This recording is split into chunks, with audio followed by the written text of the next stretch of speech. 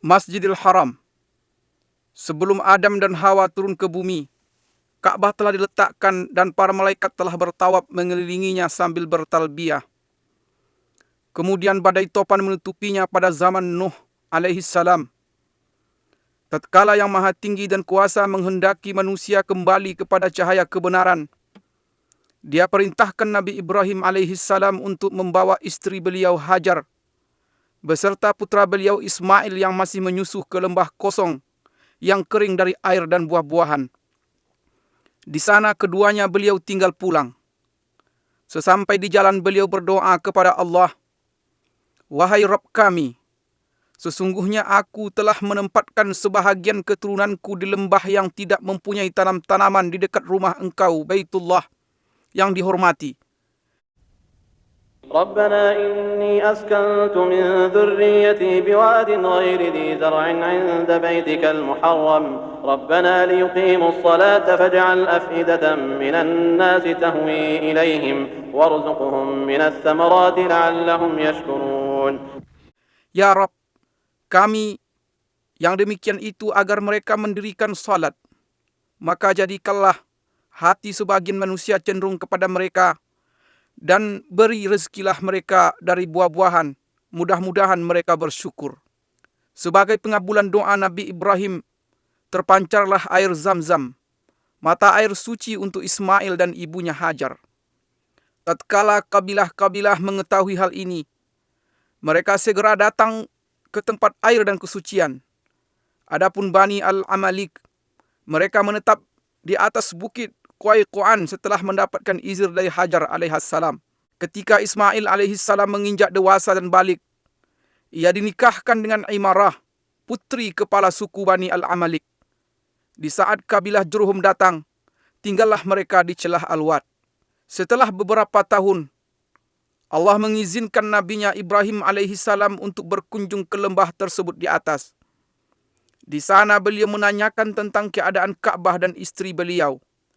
Dikarenakan beliau mendapat istri, anaknya tidak bijak dalam berkata-kata, maka beliau memerintahkannya untuk menyampaikan salam kepada suaminya tatkala pulang, dan memerintahkan agar sang suami merubah pintu gerbangnya. Ismail pun paham akan maksud perkataan ayahnya. Lantas beliau ceraikan wanita tersebut. Tatkala mendengar berita itu, Bani Jurhum segera mengejar kemuliaan pernikahan dengan Nabi Ismail alaihissalam. Dari pasangan inilah akhirnya terlahir kabilah-kabilah Arab yang paling terpandang. Allah menunjukkan kepada Nabi Ibrahim alaihissalam tempat didirikannya Ka'bah dan menentukan sudut-sudutnya. Allah Ta'ala berfirman yang artinya, وَإِذْ بَوَّأْنَا لِإِبْرَاهِيمَ مَكَانَ الْبَيْتِ أَلَّا تُشْرِكْ بِي شَيْئًا وَطَهِّرْ بَيْتِيَ لِلطَّائِفِينَ وَالْقَائِمِينَ وَالرُّكَّعِ السُّجُودِ. Dan ingatlah ketika kami memberikan tempat kepada Ibrahim di tempat Baitullah dengan mengatakan, janganlah kamu menyekutukan sesuatu pun dengan aku, dan sucikanlah rumahku ini bagi orang-orang yang tawaf, orang-orang yang beribadat, serta orang-orang yang rukuk dan sujud. Nabi Ibrahim dan Nabi Ismail alaihimassalam pun segera memperjelas batas-batas Ka'bah, mensucikan tempatnya dan mendirikan bangunan Ka'bah dari sudut Aswad ke rukun Syamali utara, di mana terletak Hajar Aswad sepanjang 32 hasta, dan dari rukun Yamani ke Hajar Aswad sepanjang 20 hasta dengan tinggi 7 hasta. Kemudian keduanya meletakkan Hajar Aswad pada tempatnya dan melakukan tawaf dengan berkeliling 7 putaran. Lantas mereka mulai mengajak manusia ke rumah pusaka ini untuk beribadah kepada Allah dan mensucikan diri dari dosa-dosa dunia. Jatuh hatilah umat manusia ke rumah Allah Baitullah ini dan mereka berlomba-lomba untuk mengunjunginya. Allah Ta'ala berfirman yang artinya, وَأَذِّن فِي النَّاسِ بِالْحَجِّ يَأْتُوكَ رِجَالًا وَعَلَى كُلِّ ضَامِرٍ يَأْتِينَ مِنْ كُلِّ فَجٍّ عَمِيقٍ.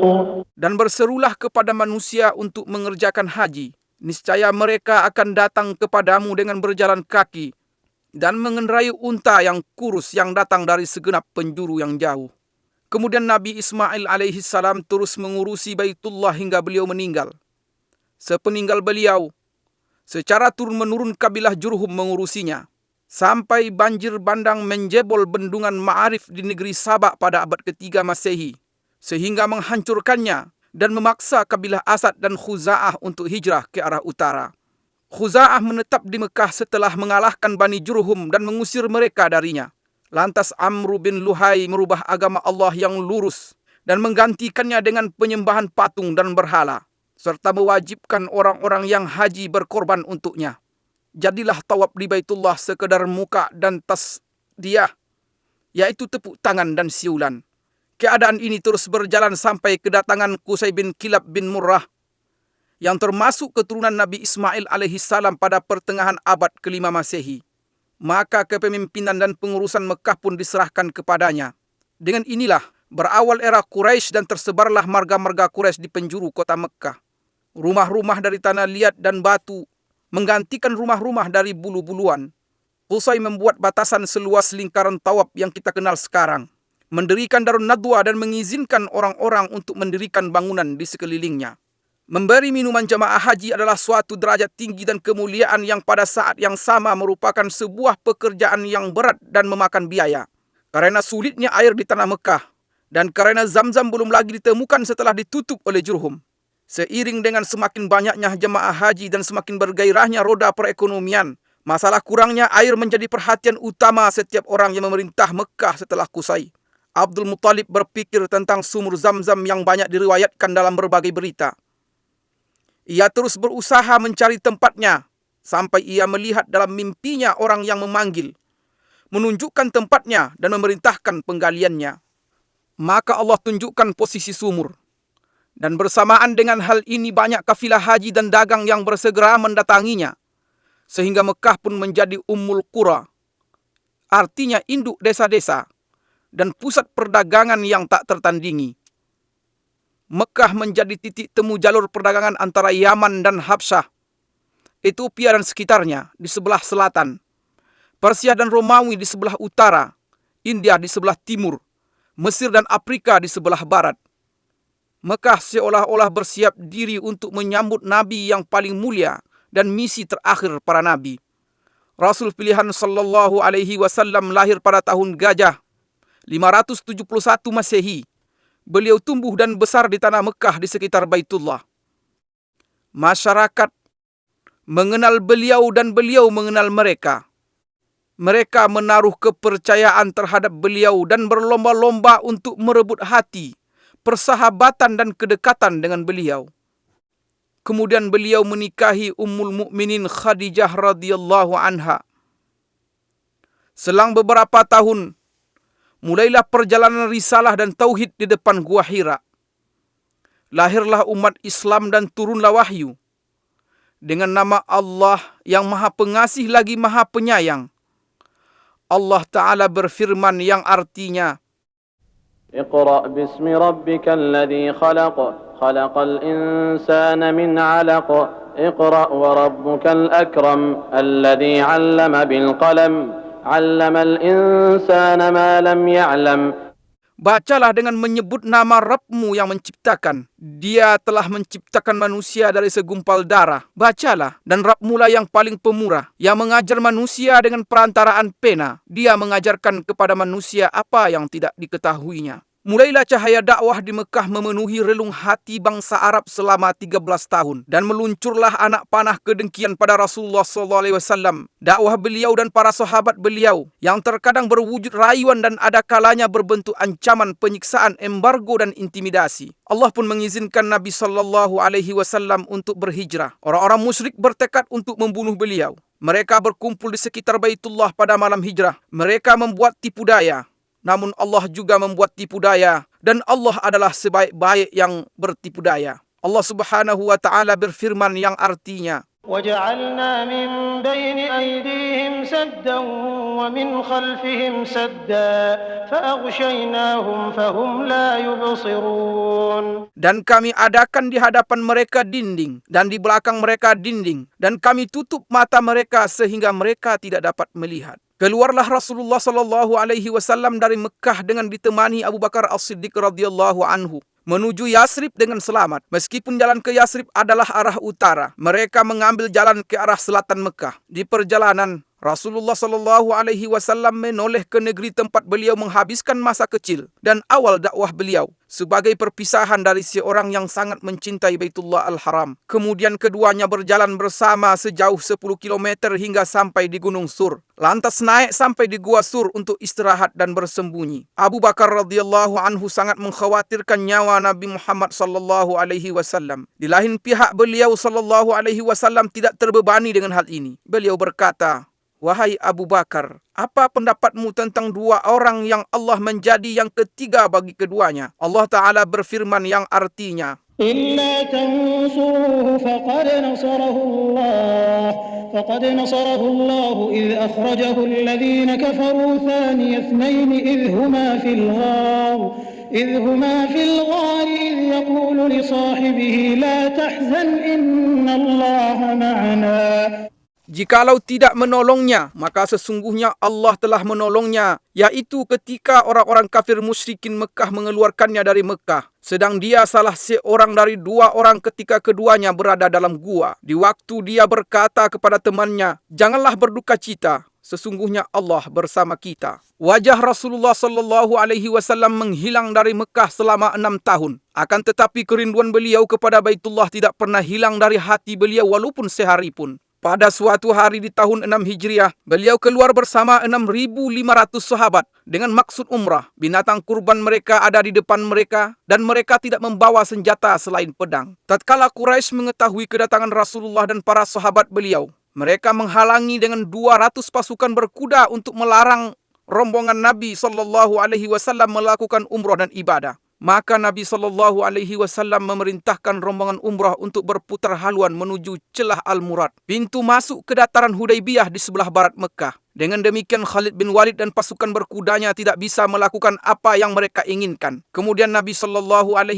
mengirimkan utusan kepada Quraisy untuk meminta agar diizinkan umrah. Utusan ini kembali dengan terlambat dan diisukan bahwa mereka telah dibunuh agar tersebar desas-desus dan kekacauan. Maka di bawah pohon Ar-Ridwan di Hudaybiyah, penyeru kaum muslimin menyerukan kepada baiat Rasulullah SAW untuk memerangi Quraisy. Kala itu, gentarlah Quraisy dan mereka mengumumkan keinginan mereka untuk berdamai dengan kaum muslimin dengan syarat-syarat yang diterima oleh Rasulullah SAW. Akhirnya kaum muslimin pulang dengan perjanjian Hudaybiyah untuk melakukan umrah pada tahun yang akan datang.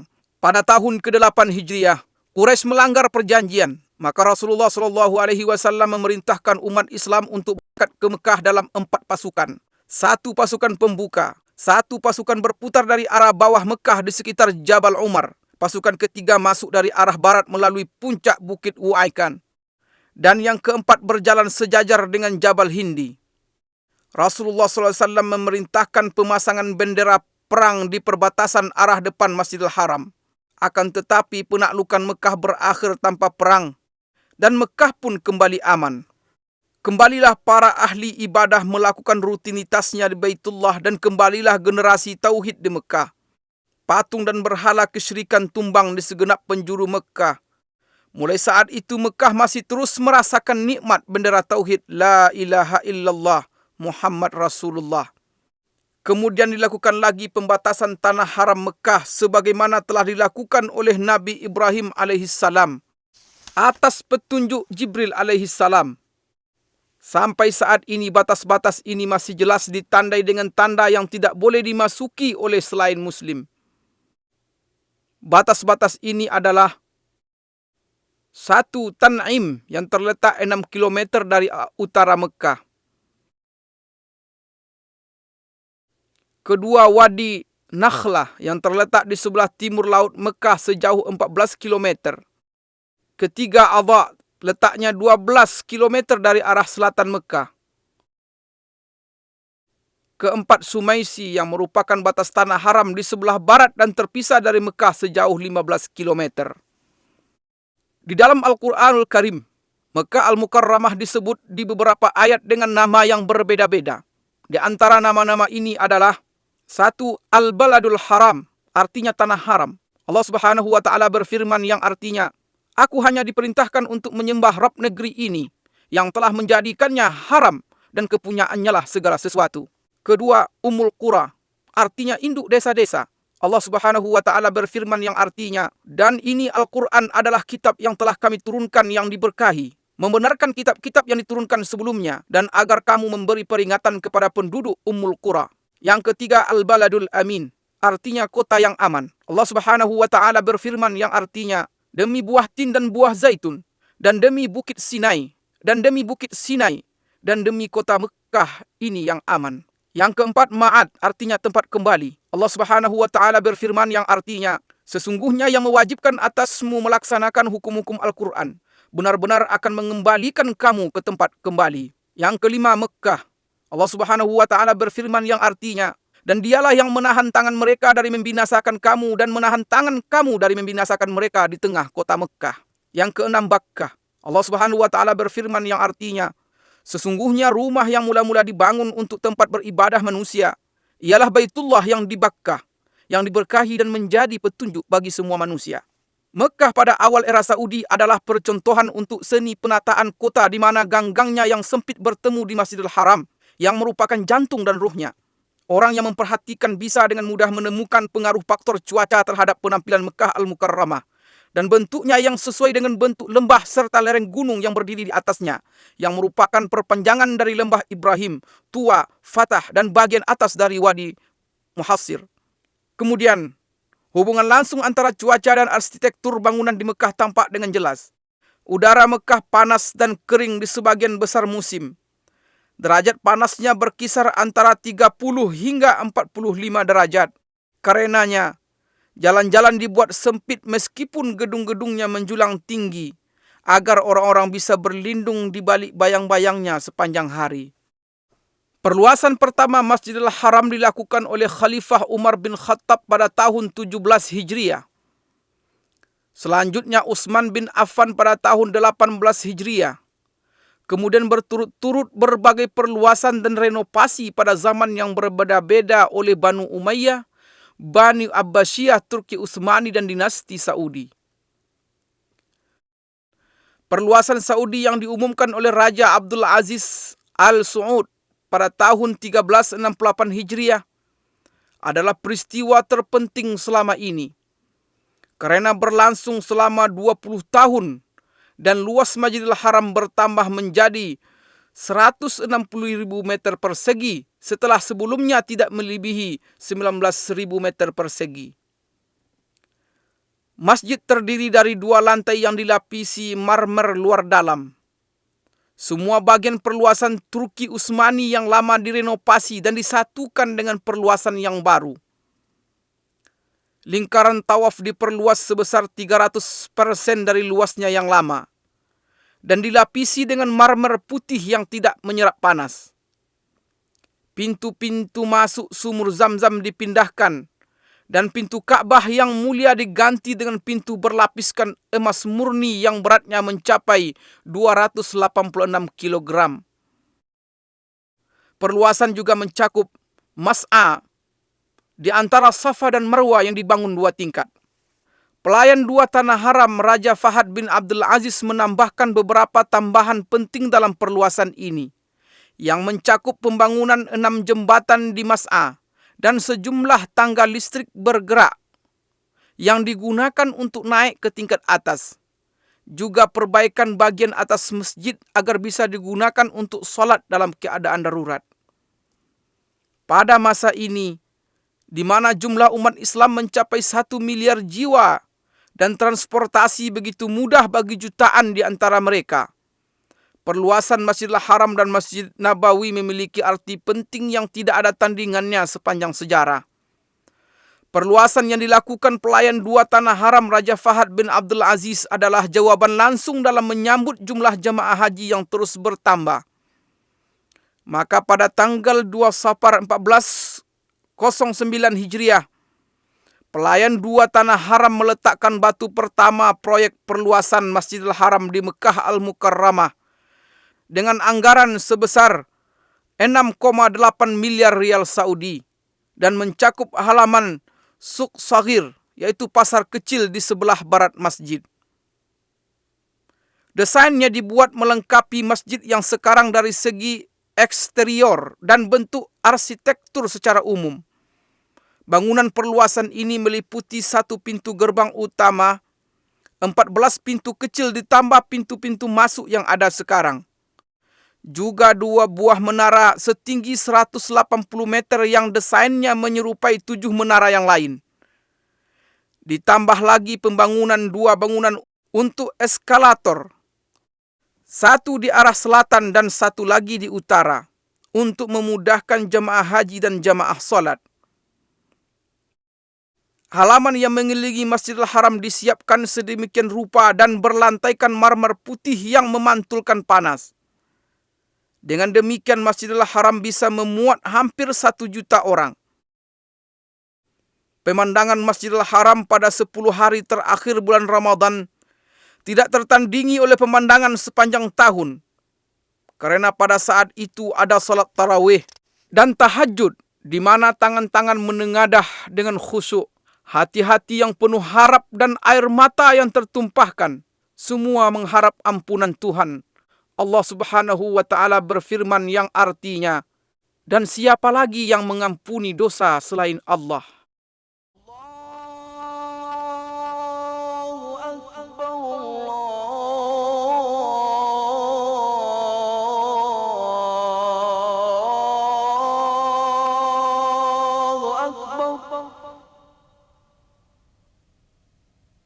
أشهد أن لا إله إلا الله.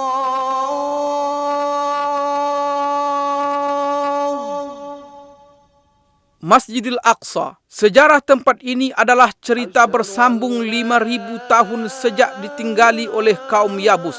Kemudian penduduk keturunan Kan'an yang berdarah Arab turun-temurun menempatinya dan menjadi bagian yang tak terpisahkan dari tanah ini.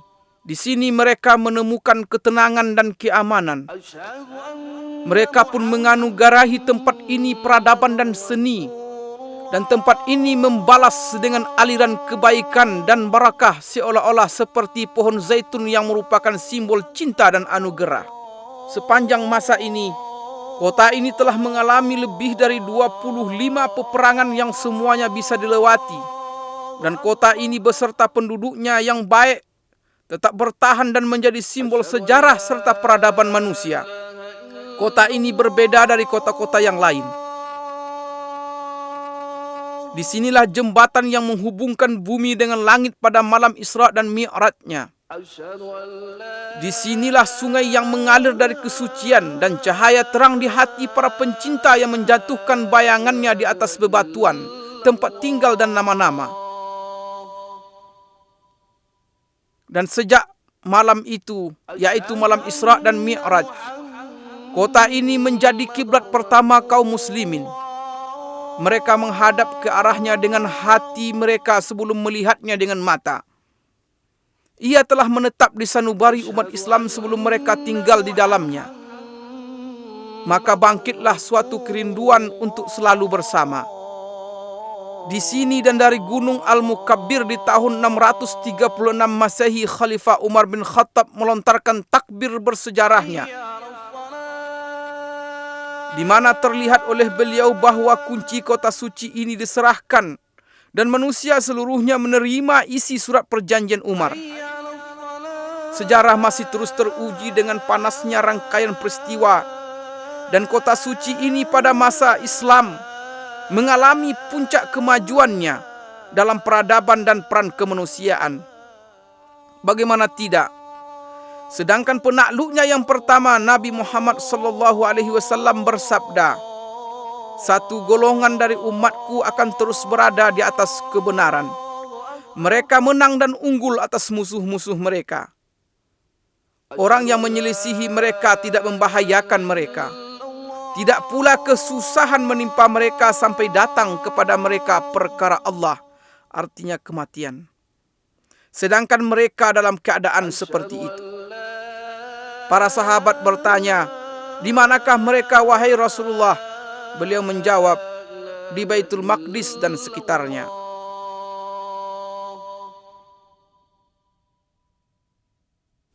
Al-Aqsa atau Tanah Kudus yang mulia, luasnya mencapai 146 dan ini mencakup semua bagian yang terletak di dalam pagar Masjidil Aqsa yang diberkahi. Di dalamnya terdapat banyak jalanan dan tenda-tenda yang didirikan oleh para raja dan gubernur, serta banyak jalan air, dan yang paling terkenal jalan air Qaitbay, serta lebih dari 25 sumur air tawar. Ini adalah Masjidil Aqsa yang dirancang oleh Khalifah Umar bin Khattab. Adapun dengan bentuknya yang sekarang, Masjidil Aqsa dibangun oleh Khalifah Abdul Malik bin Marwan dan diselesaikan oleh putranya Khalifah Al-Walid bin Abdul Malik pada tahun 705 Masehi.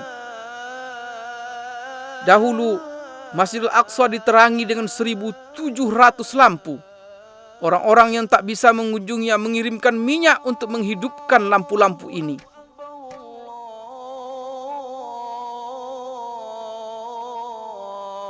Di tempat ini terdapat kubah-kubah indah yang mendunia, yaitu Masjid Qubbatus Sakhra yang disepakati oleh semua ahli sejarah sebagai bangunan paling indah di atas muka bumi. Pembangunannya diawasi oleh dua insinyur Palestina, Raja bin Haya dari Baisan dan Yazid bin Salam dari Al-Qudus, Yerusalem pada tahun 691 Masehi di masa pemerintahan Khalifah Abdul Malik bin Marwan. Dan tangan-tangan terampil telah mengukir surat Yasin yang merupakan jantung Al-Quran di jantung Palestina yang terus berdetak dengan tauhid sepanjang zaman.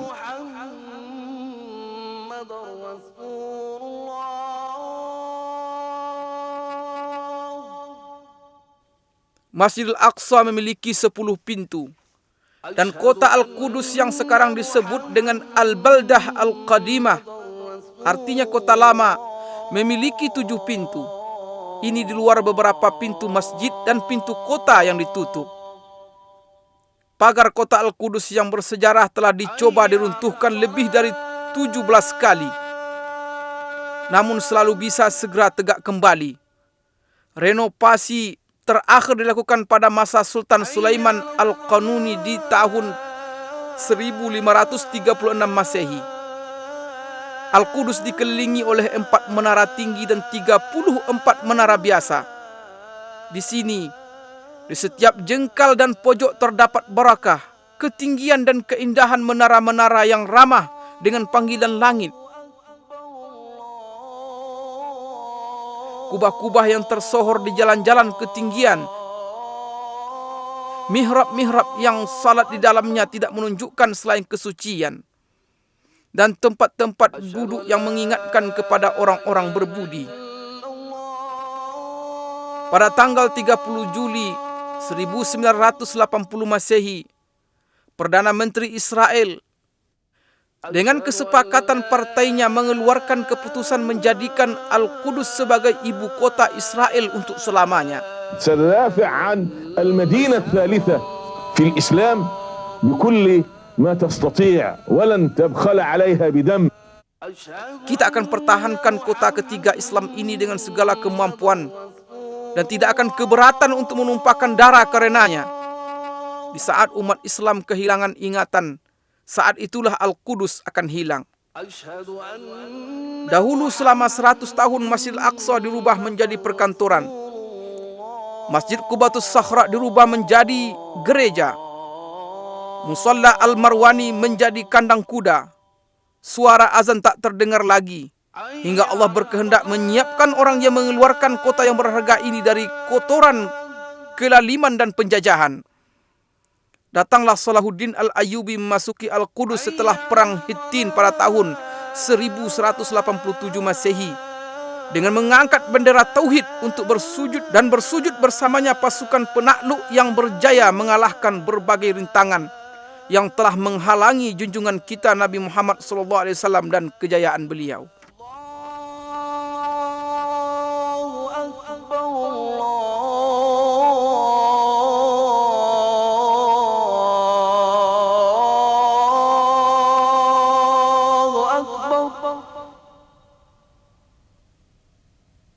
Asyhadu an la ilaha illallah.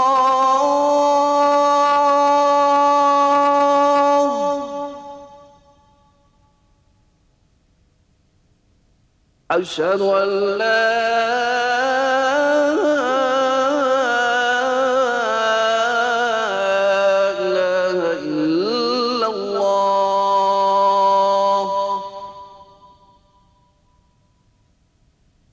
أشهد أن محمد رسول الله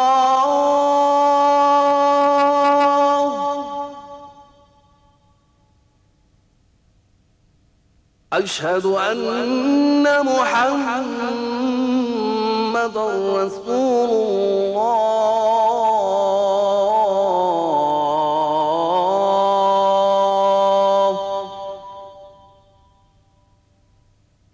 حي على الصلاة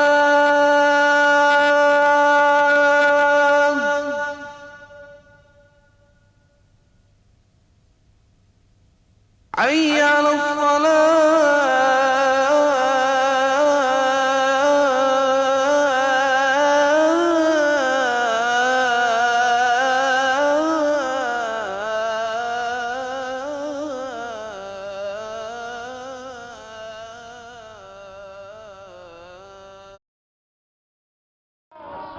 Kota Madinah di antara sejarah dan kemajuan.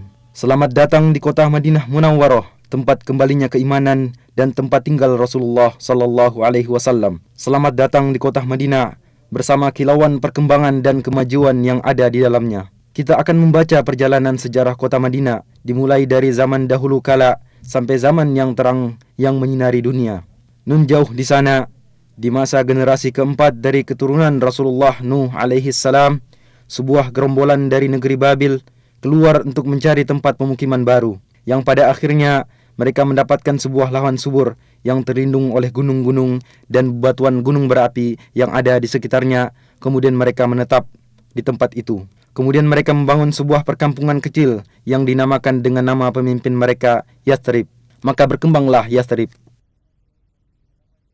Beberapa riwayat menyebutkan bahwa penduduk kaum Amalik, keturunan dari Nabi Nuh alaihissalam, telah bertempat tinggal di sana pada abad ke-23 sebelum hijrah, serta menyebutkan bahwa Madinah terikat hubungan dengan kerajaan Ma'iniyah pada abad ke-12 sebelum hijrah. Beberapa relief yang berhasil ditemukan menunjukkan bahwa pada abad ke-11 sebelum hijrah, Yathrib selama 10 tahun berada di bawah kekuasaan Raja Babylon Nabonid yang bertempat tinggal di Taima.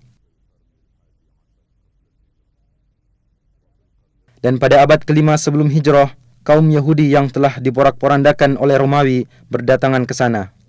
Dan pada abad ke-3 sebelum hijrah, suku Aus dan Khazraj pada berdatangan dari Yaman dan juga ikut menetap di Yathrib. Dan sepanjang abad yang lalu, berdatangan pula beberapa suku yang berdekatan, baik dengan berombongan ataupun secara perorangan. Maka terbentuklah sebuah masyarakat yang beraneka ragam, sebuah masyarakat petani yang ulet. Perkebunan kurma, ladang sayuran, dan buah-buahan mulai tersebar di seluruh penjuru Yathrib.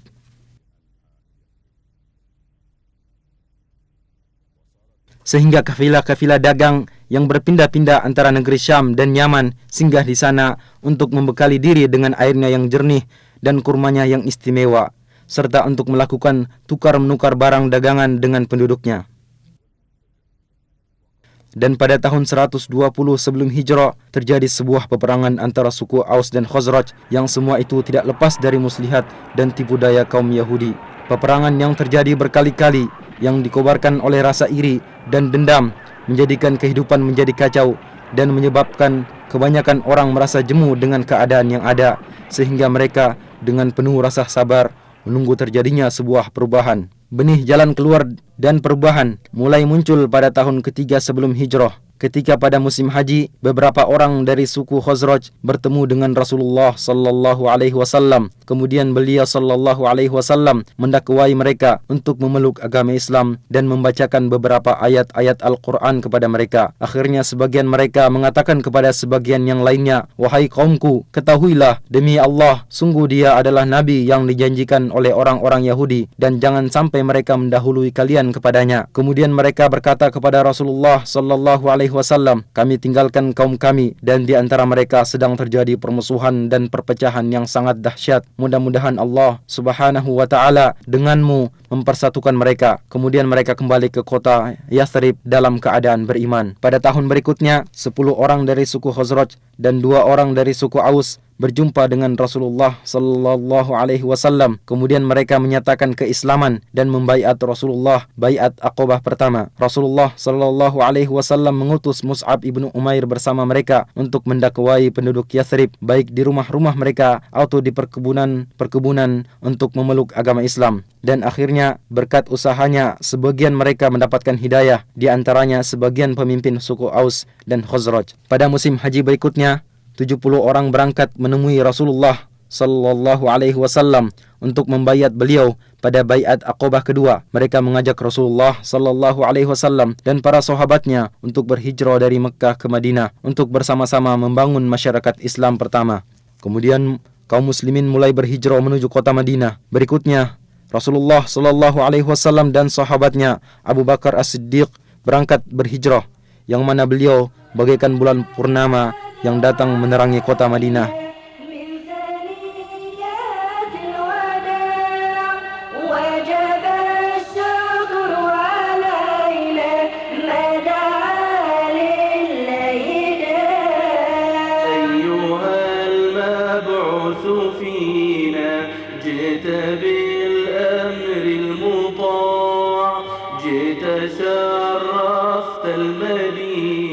Dan mulailah perubahan besar dalam sejarah.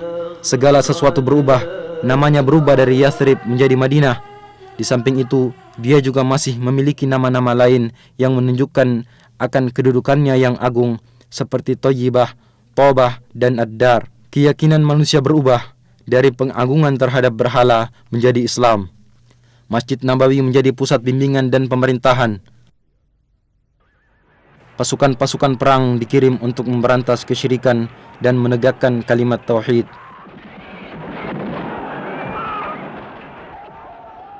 Pada tahun kedua Hijriah, di tempat sejauh 160 km dari kota Madinah, terjadi perang Badar. Kaum musyrikin berhasil dikalahkan, bahkan pembesar dan pemimpin mereka terbunuh, sehingga menimbulkan niat dari mereka untuk membalas dendam. Dan pada bulan Syawal tahun ketiga Hijriah, mereka menuju ke kota Madinah. Kedua belah pihak bertempur di bawah gunung Uhud. Kaum muslimin berperang dengan gagah berani. 70 orang dari mereka gugur syahid, di antaranya Hamzah paman Rasulullah sallallahu alaihi wasallam, dan akhirnya kaum musyrikin mundur dan kembali ke kota Mekkah. Dan pengiriman pasukan dan peperangan yang terus-menerus menyebabkan kaum musyrikin tersakiti, sehingga suku Quraisy bersekutu dengan suku musyrikin lainnya, dan pada tahun kelima Hijriah mereka kembali berangkat menuju ke kota Madinah dengan harapan mampu menghancurkan masyarakat Islam.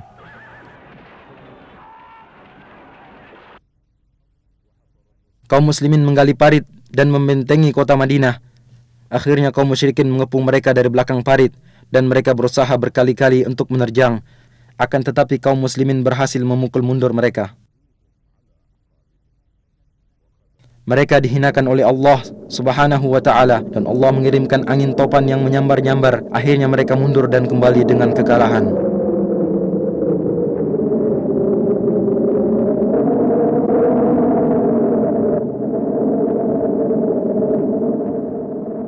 Sepanjang masa Nabi sallallahu alaihi wasallam, kemudian zaman Khulafaur Rasyidin, Madinah merupakan ibu kota negara Islam yang luas.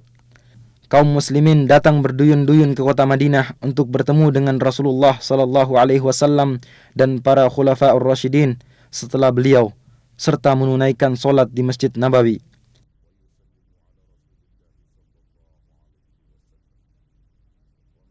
Bersamaan dengan bertambahnya masyarakat Islam, maka dirasakan perlunya perluasan Masjid Nabawi. Pada tahun ke-7 Hijriah, Rasulullah sallallahu alaihi wasallam melakukan perluasan masjid untuk pertama kalinya. Kemudian pada tahun ke-17 Hijriah, Khalifah Umar ibn Khattab melakukan perluasan dengan merenovasi bangunan seperti bentuknya semula.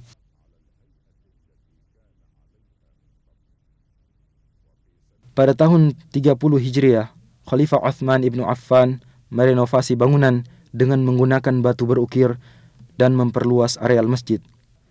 Dan di Masjid Nabawi diatur pasukan-pasukan untuk berdakwah dan membuka wilayah. Maka agama Allah menyebar di segenap penjuru Jazirah Arab dan di Syam, Irak, Mesir serta bagian utara benua Afrika.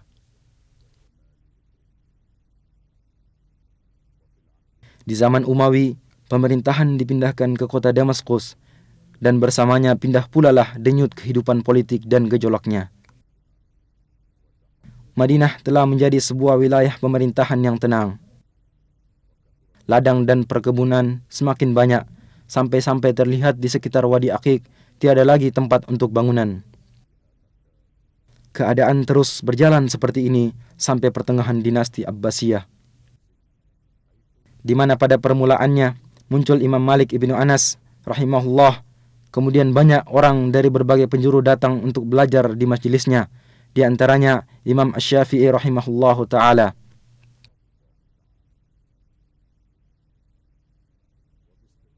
Dengan pengecualian fitnah dan gejolak yang terjadi pada abad pertama dan kedua, Madinah adalah sebuah kota yang tentram dan penuh dengan nuansa ilmu. Kaum muslimin berbondong-bondong datang ke kota Madinah untuk menunaikan solat di Masjid Nabawi.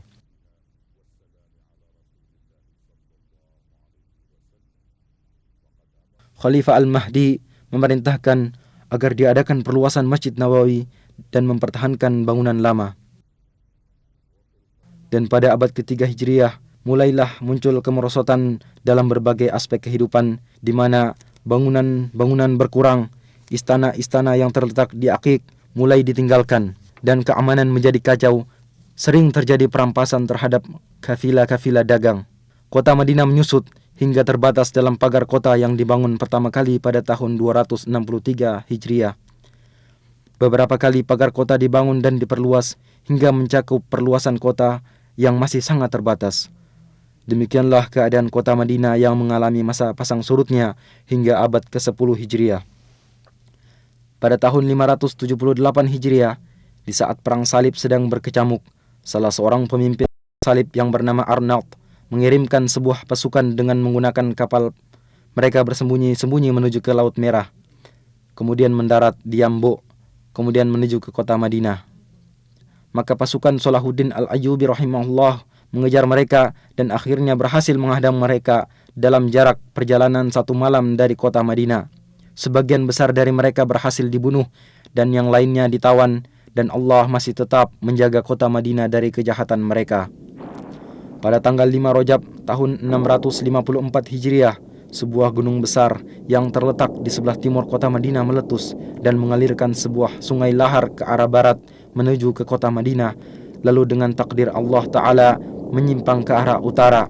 Gunung tersebut terus memuntahkan laharnya sekitar 3 bulan lamanya.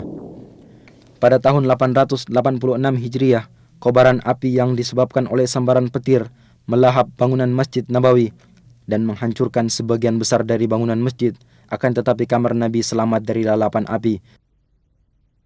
Kemudian atas dana dari Sultan Qutbai, bangunan Masjid Nabawi dikembalikan lagi. Sebagaimana juga dibangun beberapa sekolahan dan tempat-tempat belajar mengaji yang mengumpulkan ulama, para penuntut ilmu, dan orang-orang yang tinggal berdekatan. Pada abad ke-10 Hijriah, kota Madinah mulai dikuasai oleh dinasti Utsmani yang berlangsung selama 4 abad, yang di sela-selanya kota Madinah menyaksikan berbagai kejadian yang bermacam-macam, di antaranya yang paling besar, pembaharuan pagar kota dan dibangunnya sebuah benteng yang kokoh lagi luas, dan ditugaskannya beberapa satuan pasukan guna menjaga keamanan. Dan sungguh penduduk Madinah telah mendapatkan manfaat dari hal tersebut. Keamanan terjaga, perampokan kafilah dagang menjadi berkurang. Kemudian mulailah kepemimpinan melemah dan terjadi perebutan kekuasaan antara panglima pemerintahan. Akibatnya keamanan menjadi kacau, perampokan kafilah-kafilah dagang kembali terjadi, bahkan sampai terjadi di perbatasan kota Madinah. Di dalam kota Madinah sendiri terjadi kekacauan dan perpecahan, walau akhirnya berhasil diselesaikan. Pada tahun 1220 Hijriah, penduduk Madinah memberikan baiatnya kepada para da'i-da'i pembawa perbaikan dan bergabung dengan kerajaan Saudi pertama, dan selama 6 tahun mereka hidup penuh dengan rasa aman dan tentram. Kemudian Tulun Basha bin Muhammad Ali Basha berhasil merebut kota Madinah yang kemudian mengembalikannya lagi kepada kerajaan Utsmaniyah. Lalu pada tahun 1265 Hijriah dimulailah pembaharuan dan perluasan bangunan Masjid Nabawi yang menelan waktu 12 tahun, dan akhirnya muncullah sebuah bangunan baru yang indah dan unik.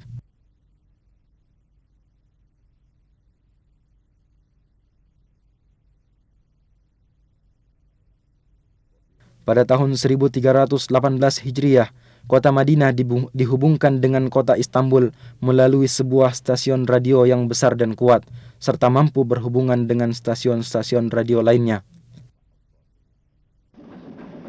Dan pada tahun 1326 Hijriah, selesai dibangun jalur rel kereta api yang membentang dari kota Damaskus sampai ke kota Madinah, sehingga mengakibatkan terjadinya perubahan besar dalam kehidupan ekonomi, sosial, dan pembangunan. Jumlah penduduk meningkat dari 10.000 menjadi 80.000. Kegiatan dagang berkembang pesat dan kekayaan melimpah.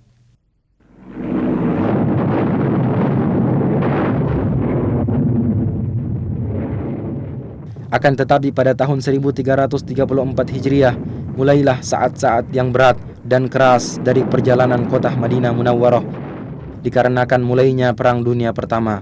Pemimpin pasukan Utsmaniyah Fakhri Basha mengerahkan pasukan dalam jumlah besar di dalam kota Madinah dan di sekitarnya, serta membangun benteng-benteng di sekelilingnya.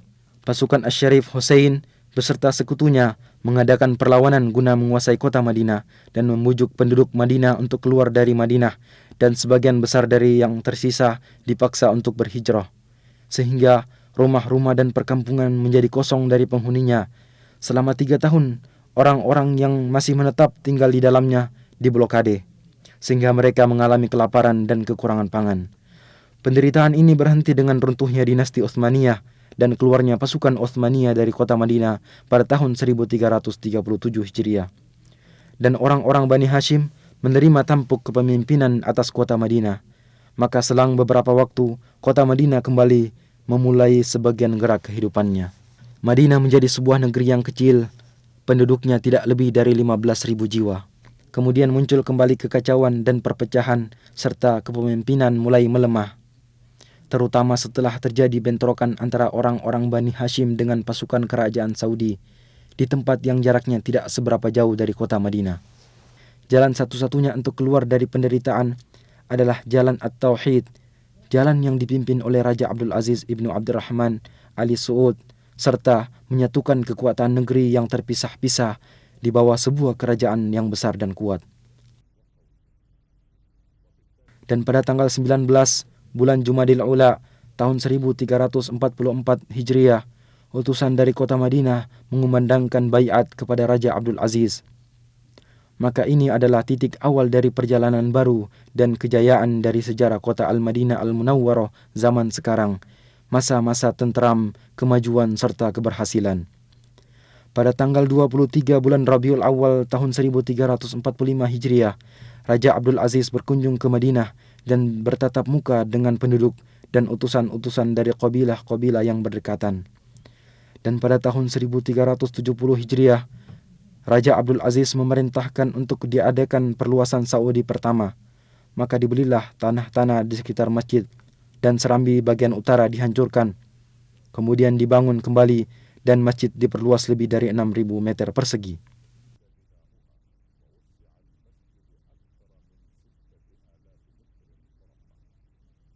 Maka tampillah sebuah bangunan baru lagi indah yang serambinya menampung ribuan jamaah solat.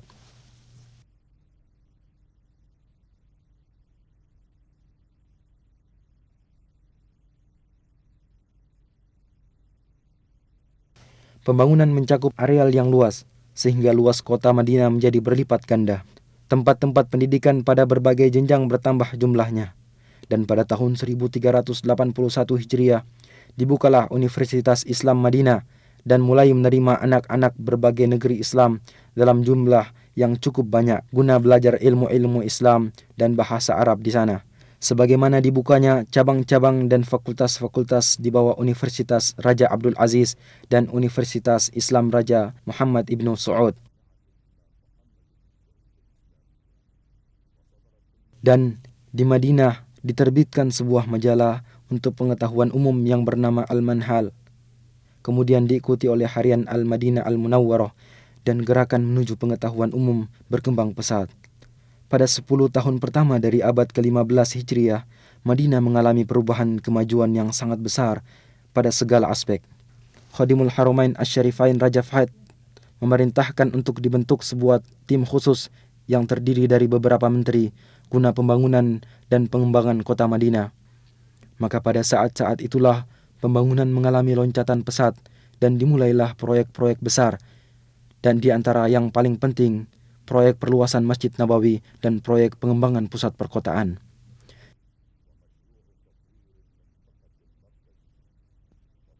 Dan pada tanggal 15 bulan Safar tahun 1405 Hijriah, Khadimul Haramain Asy-Syarifain meletakkan batu pertama untuk proyek tersebut, maka dimulailah pekerjaan pembangunan besar ini.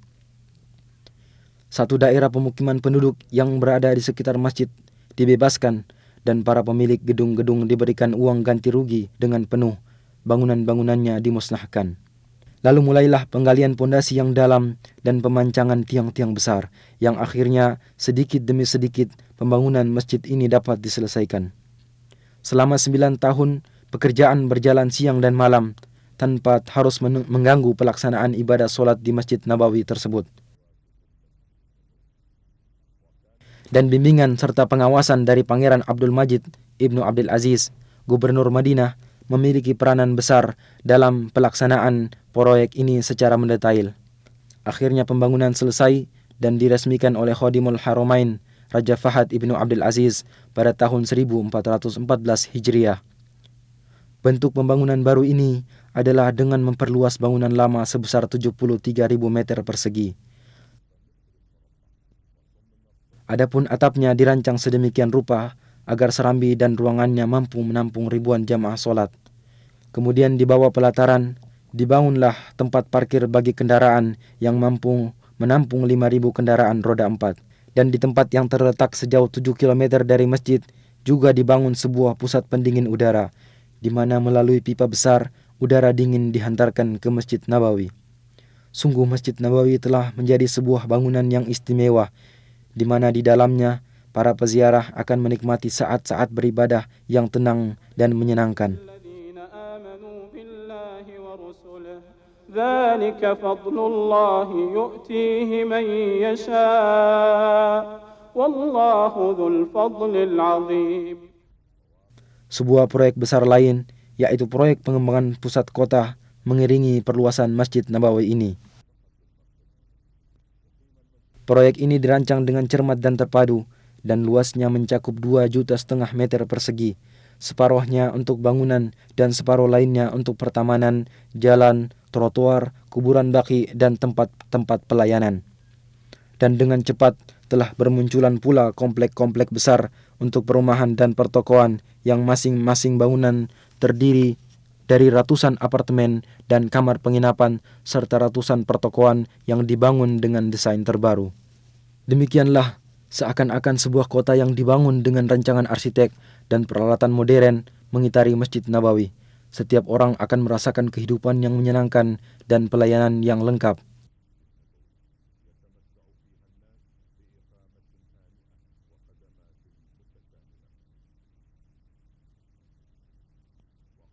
Di samping itu, masih ada proyek lain, yaitu proyek pembangunan dan perluasan masjid-masjid bersejarah, dan yang paling pertama adalah masjid pertama kali dibangun dalam sejarah Islam, yaitu Masjid Quba.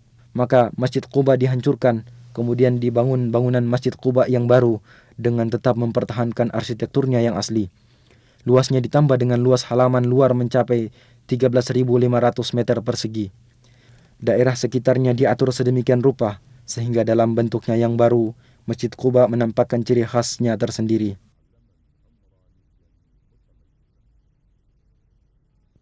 مسجد أسس على التقوى من أول يوم أحق أن تقوم فيه رجال يحبون أن يتطهروا والله يحب المطهرين.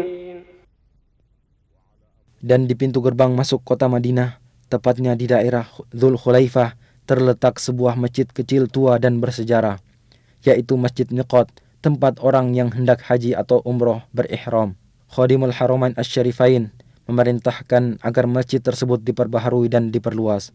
Maka dibangunlah masjid tersebut agar menjadi tempat ibadah sekaligus terminal yang lengkap bagi orang-orang yang hendak bepergian keluar kota Madinah. Luasnya mencapai 90.000 meter persegi, mencakup sebuah masjid yang mampu menampung 5.000 jamaah solat, serta tempat-tempat pelayanan ihram.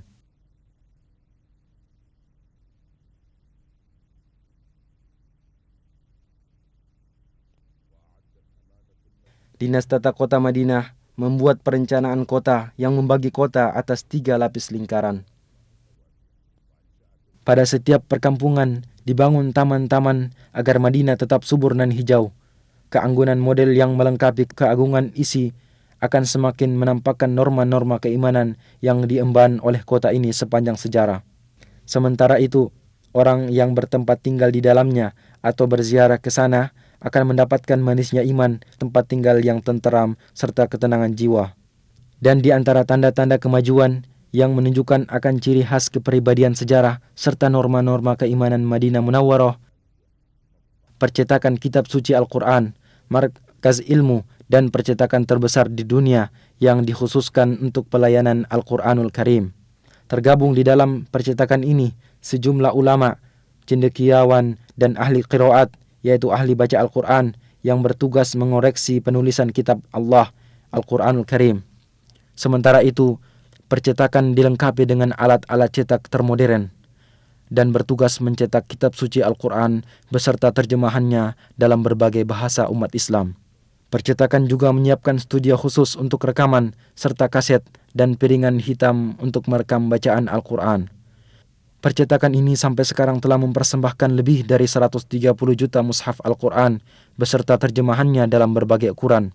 Sebagaimana telah mempersembahkan berjuta-juta kaset rekaman bacaan Al-Quran yang berbeda-beda serta membagikannya ke segala penjuru dunia dalam rangka mengemban misi pertama Islam yang dibawa oleh Al-Madinah Al-Munawwarah pada zaman Nabi, serta agar mengingatkan kita akan tugas agung yang diemban oleh sahabat di zaman Abu Bakar As-Siddiq, kemudian Uthman ibn Affan radhiyallahu anhuma, yaitu pengumpulan Al-Quran Karim serta penyatuan naskah dan penulisannya serta membagikannya kepada masyarakat Islam waktu itu.